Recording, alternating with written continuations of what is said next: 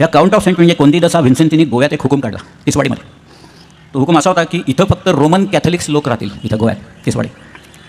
म्हणजे थोडक्यात म्हणजे तुमची इस्टेट जर का वाचवायची असेल तर तुम्हाला रोमन कॅथलिक व्हावं लागेल आणि तुम्हाला जर का धर्म वाचवायचा असेल तर इस्टेट सोडून गोव्यातून निघून जावं लागेल. असा एक अल्टरनेटिव्ह त्यांनी दिलेला होता लोकांना. लोक हवालदिल झाले. आधीच 2-3 हजार लोक कन्वर्ट झालेले होते. बाकीचे लोक घाबरलेले होते. करायचं काय आता. पण त्यांच्या सुदैवाने शिवाजी महाराज त्यावेळेला बारदेशमध्ये आले. कुणीतरी या लोकांना सांगितलं, अरे जा शिवाजी महाराज आले, तुमचं गाऱ्हाणं काय असेल ते त्यांना जाऊन सांगा तुम्ही. हे लोक शिवाजी महाराजांच्याकडे आले आणि त्यांनी सांगितलं गोव्यात अत्याचार चालू आहेत.